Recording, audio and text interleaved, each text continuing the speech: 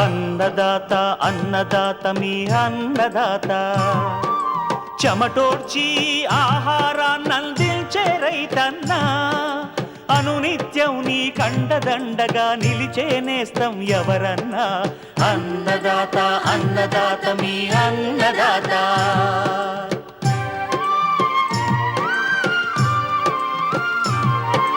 నూతన రీతుల సాగుబడికి నూరింతలు పెరిగే దిగుబడికి సూచనలిచ్చే సస్య రక్షణకు పశు పోషణకి శాస్త్ర విజ్ఞానం అందించి ముందుకు నడిపే తెలుగు రైతు భారతదేశానికి మకుటం అయ్యేలా తీర్చిదిద్దే ఆశయంతో మిమ్ము మేలు కొలిపేది అన్నదాత అన్నదాత అన్నదాత మీ అన్నదాత అన్నదాత అన్నదాత మీ అన్నదాత.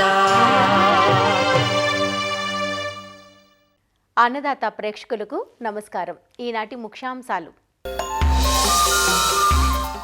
ఆంధ్రప్రదేశ్లోని దక్షిణ మండలంలో ప్రస్తుత ఖరీఫ్ పంటల సాగు పరిస్థితి, ఎల్నినో నేపథ్యంలో రైతులకు తిరుపతి ప్రాంతీయ వ్యవసాయ పరిశోధన స్థానం ఏడీఆర్ సూచనలు.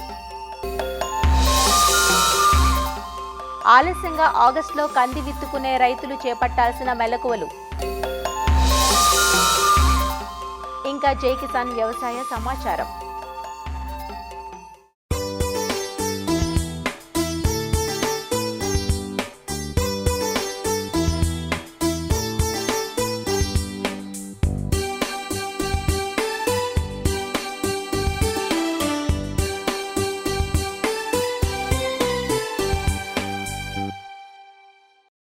ఎల్నినో ప్రభావంతో ఈ సంవత్సరం వ్యవసాయం కొంత అగమ్యగోచరంగా మారిందనే చెప్పాలి. సకాలంలో కురవని వర్షాలు, పెరుగుతున్న వర్షాభావం వల్ల సకాలంలో పంటలు విత్తుకోలేకపోయారు. జూలై మాసం ముగిసినా ఎక్కడా సాగు సాఫీగా సాగింది లేదు. కొన్ని రకాల పంటలను వేసుకోవడానికి సమయం కూడా మించిపోయింది. ఆగస్టులో ఆలస్యంగా వేసుకునే సమయంలో కంది, ఆముదం, కొర్ర వంటి ప్రత్యామ్నాయ పంటలు వేసుకోమని నిపుణులు సూచిస్తున్నారు.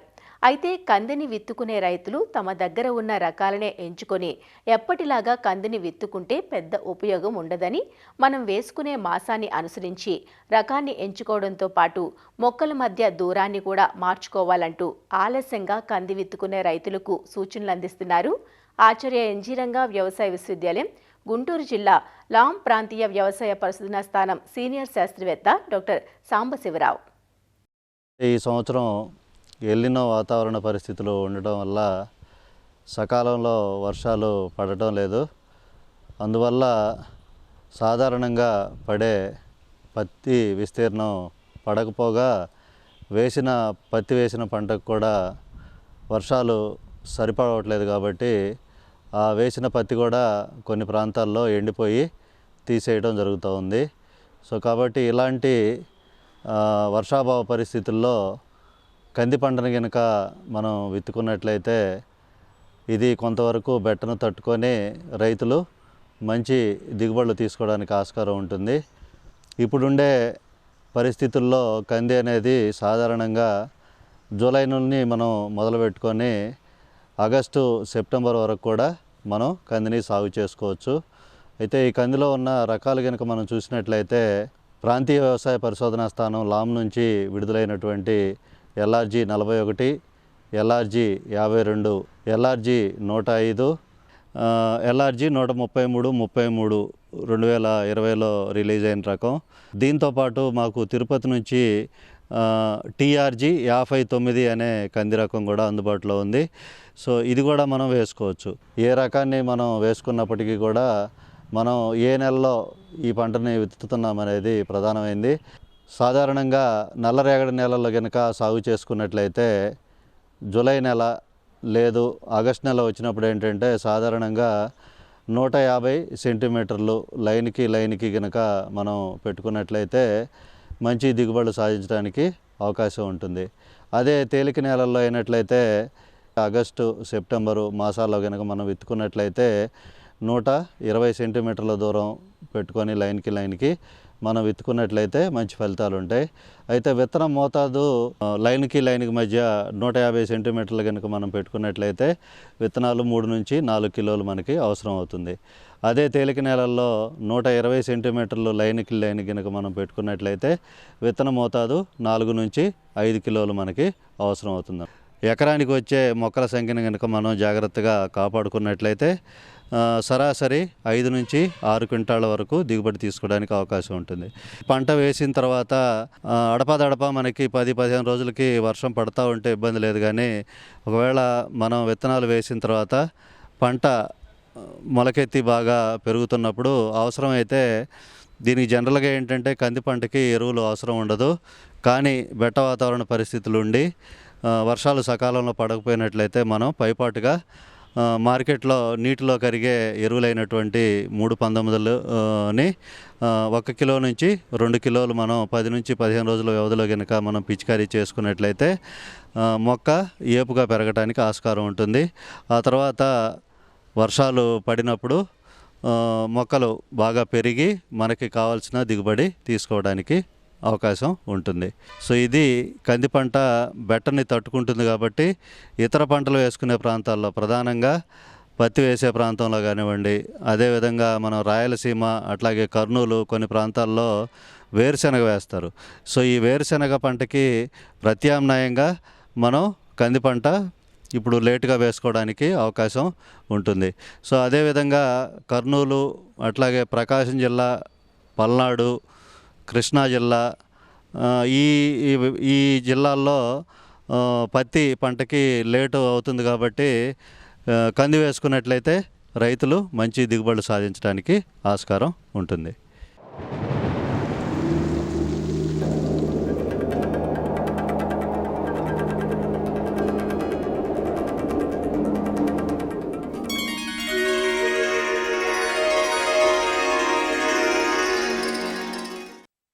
తెలుగు రాష్ట్రాల్లోని దాదాపు అన్ని ప్రాంతాల్లో 2-3 రోజులుగా ఒక మోస్తారు నుంచి భారీ వర్షాలు కురుస్తుండగా ఆంధ్రప్రదేశ్లోని దక్షిణ మండలంలో మాత్రం ఇంకా వర్షాభావ పరిస్థితులు తాండవిస్తున్నాయి. తిరుపతి, చిత్తూరు, అన్నమయ్య, కడప, నెల్లూరు జిల్లాలు దక్షిణ మండలం క్రిందకు వస్తాయి. ఇది ఒక ప్రత్యేక వాతావరణ మండలంగా చెప్పుకోవాలి. ఎందుకంటే ఈ ప్రాంతానికి ఈశాన్య రుతుపవనాల ప్రభావం ఎక్కువగా ఉంటుంది. నైరుతి రుతుపవనాల ప్రభావం చాలా తక్కువ. ప్రస్తుతం ఎల్నినో వల్ల నెలకొన్న విపరీత వాతావరణ పరిస్థితుల మధ్య ఖరీఫ్ గడువు ముగుస్తున్న నేపథ్యంలో ఇక్కడ ఖరీఫ్ పంటల సాగు ఎలా ఉంది?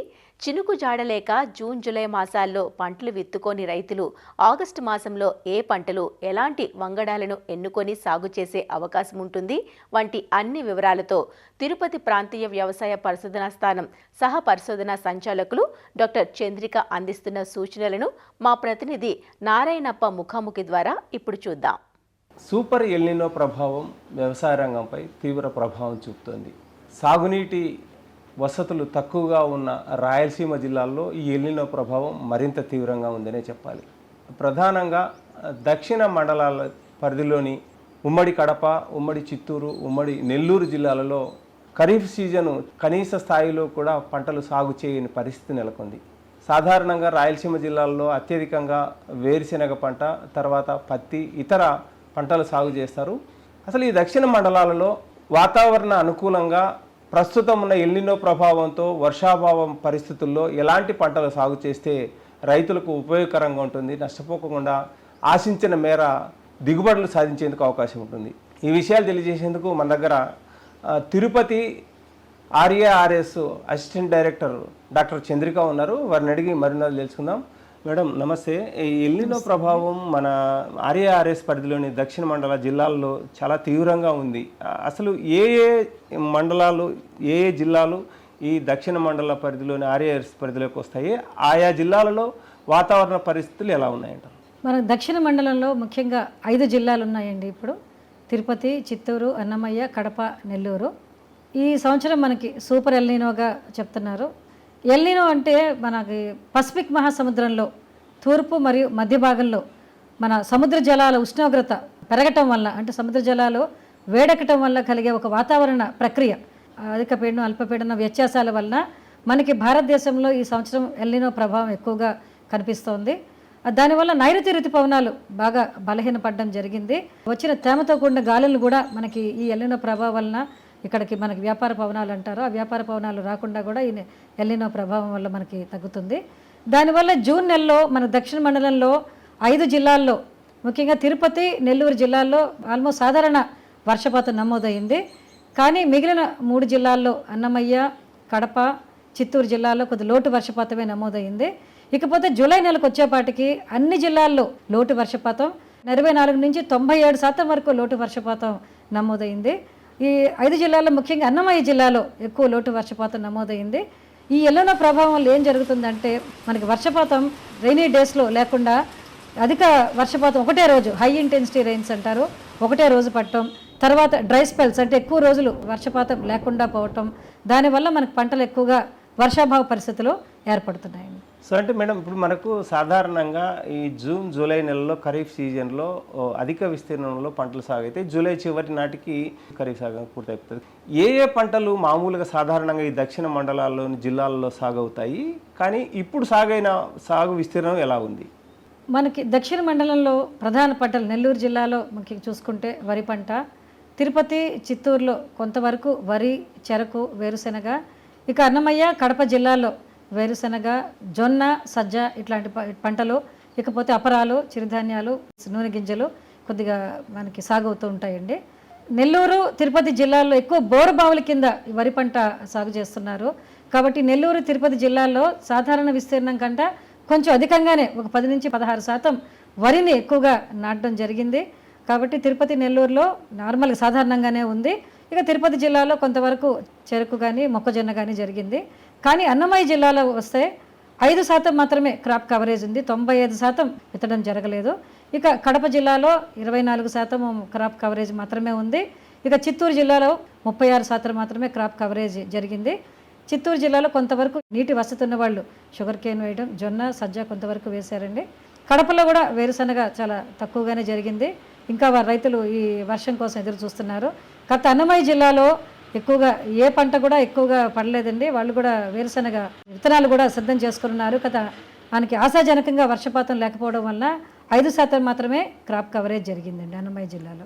ఏ జిల్లాలోనూ పూర్తి స్థాయిలో నెల్లూరు మినహా మనకు చిత్తూరు కావచ్చు, కడప కావచ్చు, అన్నమయ్య, తిరుపతి జిల్లాల్లో దాదాపుగా 60-70% పంటలు ఇంకా సాగు కాలేదు సాగు విస్తీర్ణంలో.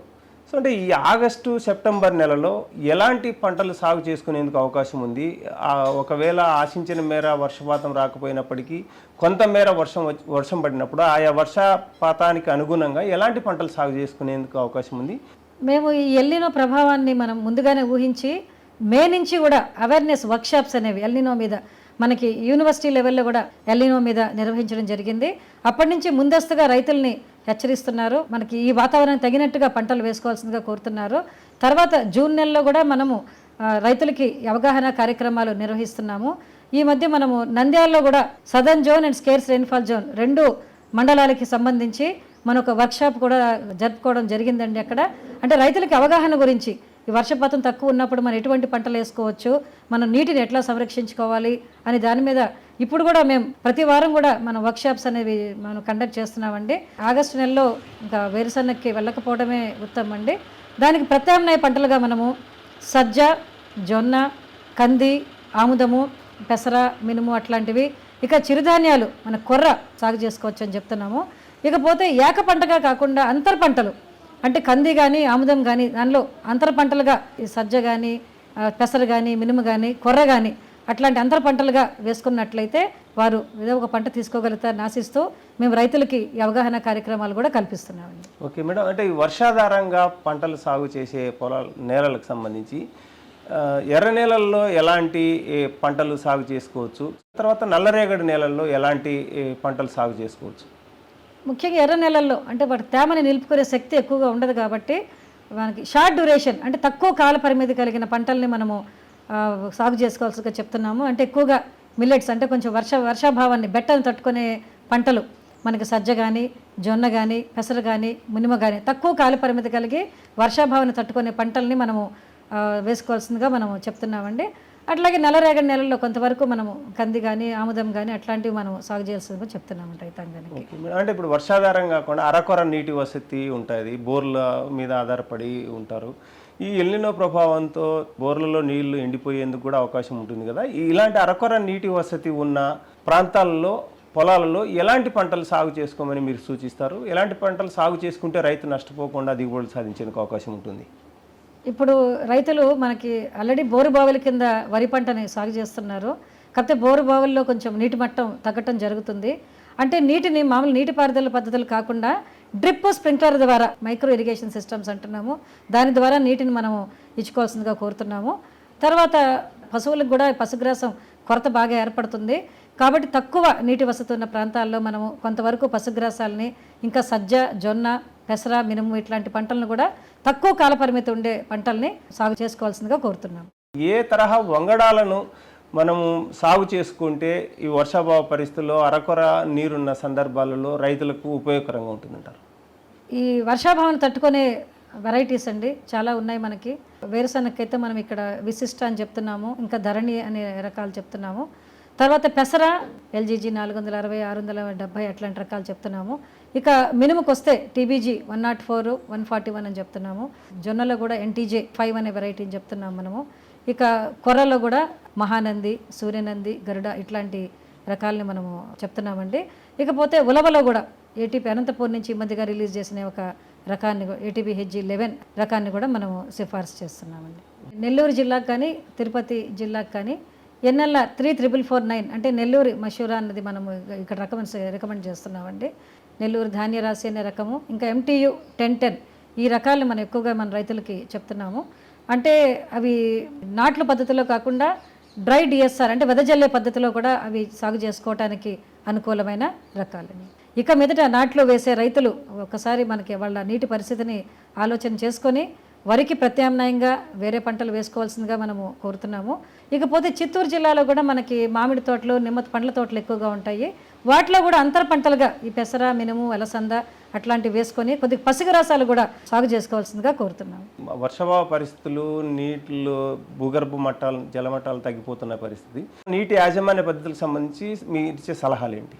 సూపర్ ఎల్నినో టైంలో మనకి డ్రై స్పెల్స్ మధ్యలో వర్షాల మధ్యలో విరామం ఎక్కువ ఉంటుంది. ఒకేసారి హై ఇంటెన్సిటీ రెయిన్స్ కూడా పడుతున్నాయి. దానివల్ల ఒక్కసారి ఎక్కువ ఇంటెన్సిటీ వర్షం పడినప్పుడు దాన్ని మనం ఫామ్ పాండ్స్లోకి డైవర్ట్ చేసుకుంటే మంచిది. ఆ నీటిని మనము సప్లిమెంటరీ ఇరిగేషన్ అంటే రక్షక తడులుగా కూడా ఇవ్వచ్చు. మనకి బోర్ల ద్వారా ఉపరితలాన్ని మనకు ఉన్న తేమను కాపాడటానికి ఆకులు కానీ చెత్తను కానీ వాటిని మీద కప్పి ఉన్న తేమని ఆవిరి కాకుండా కాపాడుకోవడం అనేది చాలా ముఖ్య విషయము. ఇంకొకటి ఏమంటే మనకి కొంచెం పంట ఎండుతుంది అనుకున్నప్పుడు 3-19 కానీ పోషకాలు అందించడానికి 10 నుంచి 20 గ్రాములు 1 లీటర్ నీటికి కలిపి పిచికారీ చేసుకున్నట్లయితే ఉన్న పంటను మనం కాపాడుకోవచ్చు. తర్వాత మనం ఉన్న తేమను సంరక్షించుకోవడానికి ఇంటర్ కల్టివేషన్ అంటాము, తేమ ఆవిరవ్వకుండా ఉంటుంది. ఇట్లాంటి చిన్న చిన్న కార్యక్రమాలు చేసుకున్నట్లయితే ఉన్న తేమను సంరక్షించుకొని ఆ పంట కొంతవరకు దిగుబడి పొందడానికి అవకాశం ఉంటుంది. ఎల్నినో ప్రభావంతో పూర్తిగా మా పంటలు సాగు కావేమో అన్న ఆందోళనలో రైతులు ఉన్నారు కదా, వారికి మీరు ఇచ్చే సలహా ఏంటి? డ్రై స్పెల్, ఈ పొడి వాతావరణం వలన రసం పీల్చే పురుగులు ఎక్కువగా వస్తుంటాయి. వాటికి తగిన జాగ్రత్తలు తీసుకోవాలండి.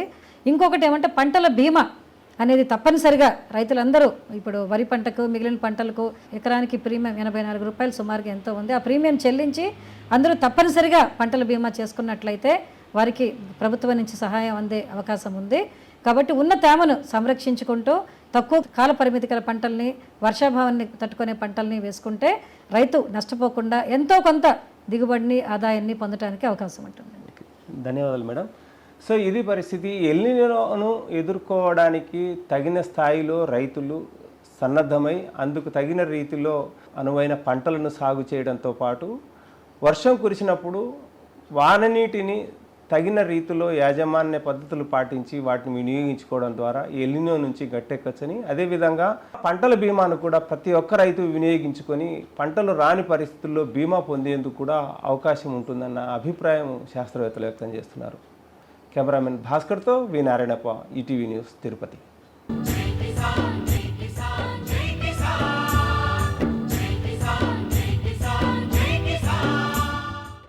వ్యవసాయ సమాచారం ఇప్పుడు జై కిసాన్లో చూద్దాం. హైదరాబాద్ పీపుల్స్ ప్లాజాలో ఆల్ ఇండియా నర్సరీ మేళా ప్రారంభమైంది. జూలై 29 నుంచి ఆగస్టు 2వ తేదీ వరకు 5 రోజుల పాటు మేళా జరగనుంది. దేశవ్యాప్తంగా పేరెన్నికగన్న నర్సరీలు దాదాపు 120 వరకు స్టాళ్లను ఏర్పాటు చేశాయి. విభిన్న రకాల మొక్కలతో మేళా సందర్శకులను ఆకట్టుకుంటోంది. స్థానిక రకాలతో పాటు వాటర్ లిల్లీస్, జేడ్ మొక్కలు, అరుదుగా దొరికే బ్రహ్మకమలం, యాంథూరియం ఇలా వందల రకాల మొక్కలు కొలువు తీరాయి. We have few different concepts of plants అండి, కోకాడమస్ and aquatic plants. aquatic plants లో కూడా మన దగ్గర ఏంటి అంటే water lilies, lotus, micro lotus, water mosaic and మనకి వాటర్ పఫ్స్, టోటల్గా ఒక 18 to 20 shades of different colours ఉన్నాయి మన దగ్గర. అపార్ట్ ఫ్రమ్ దట్ మనకి ఇప్పుడు ఈ ప్లాంట్స్కి కావాల్సిన ఆర్గానిక్ ఫెర్టిలైజర్స్ కూడా అన్నీ కూడా మనకి ఇక్కడ అవైలబిలిటీ ఉన్నాయండి. స్టార్ట్ ఫ్రమ్ 900 అండి, 900 to 8000 వరకు ఉన్నాయి price ranging. Depends on the variety. Nursery మేళాలో ఒక డిఫరెంట్ వెరైటీస్ ఆఫ్ ప్లాంట్స్ అట్లా బల్బ్స్ అలాంటివి కావాలనుకున్న వాళ్ళకి ఇది డార్జిలింగ్ వాళ్ళ స్టాల్ అండి. Unique type of plants, flowering plants, indoor plants, bulbs అన్నీ ఇక్కడ అవైలబుల్ ఉంటాయి. అంతేకాకుండా మనకు డిఫరెంట్ లైక్ పెరీనియల్ ప్లాంట్స్ ఎప్పటికీ ఉంటాయి, అలాంటి ప్లాంట్స్ అన్నీ కూడా ఇక్కడ అవైలబుల్ ఉంటాయి. ఇక్కడ మేము ఎవ్రీ ఇయర్ స్టాల్ తీసుకుంటాం. ఇది 5th ఇయర్ మాది ఇక్కడ తీసుకోవడం. లాస్ట్ 5 yearsలో ఒకవేళ చూసుకున్నట్టయితే ఎక్సోటికా ప్లాంట్స్ పైన జనాలకి క్రేజ్ పెరుగుతూ ఉంది. అండ్ మన దగ్గర ప్రతి ఒక్క ప్లాంట్స్ దొరుకుతాయి. దాదాపు ఇక్కడ మనం అరౌండ్ 250 టైప్స్ ఆఫ్ ప్లాంట్స్ని మనం కవర్ చేశాము. నర్సరీ మేళాలో మొక్కలతో పాటు కుండీలు, ఎరువులు, విత్తనాలు ఇలా మొక్కల పెంపకానికి అవసరమైన సమస్తం అందుబాటులో ఉంచడంతో సందర్శకులు సంతోషం వ్యక్తం చేస్తున్నారు. ఈ నర్సరీ మేళా చాలా అద్భుతంగా ఉంది. పక్క ప్రకృతి కూడా వర్షం జోరును కురుస్తూ ఉన్నా కూడా ఆనందంగా, తన్మయత్వంగా కూడా అనిపిస్తుంది ఆ మొక్కల అందాలను చూస్తూ ఉంటే. అన్ని రంగులతో కూడా వాటర్ లీలీలు ఉన్నాయి.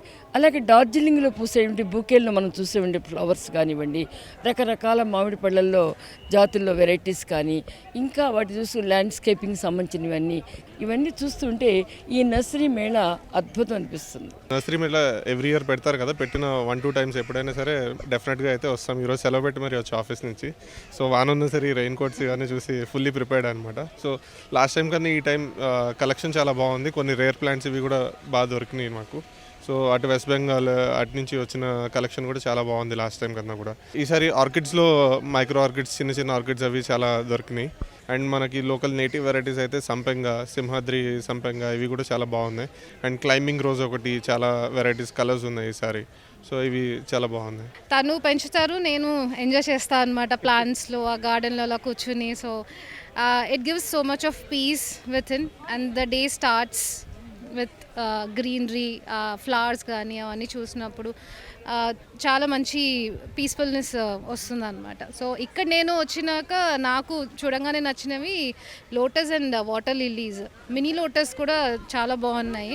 సో అవి ఏంటంటే అది చూసిన వెంటనే అది ఒక అథెంటిక్ పాతకాలంలో ఉండే ఆ ఫీల్ ఇది వస్తుంది అనమాట. మరిన్ని విభిన్న అంశాలతో రేపటి అన్నదాతలు మళ్ళీ కలుసుకుందాం. నమస్కారం. అన్నదాతలు తమ సందేహాలు, సమస్యలను 1-800-425-4085 టోల్ ఫ్రీ నంబర్లో ఉదయం 10 నుంచి 11 గంటల మధ్య పని దినాలలో సంప్రదించగలరు. ఈ కార్యక్రమాన్ని యూట్యూబ్లో www.youtube.com/అన్నదాత ఈటీవీ లింక్ ద్వారా వీక్షించవచ్చు.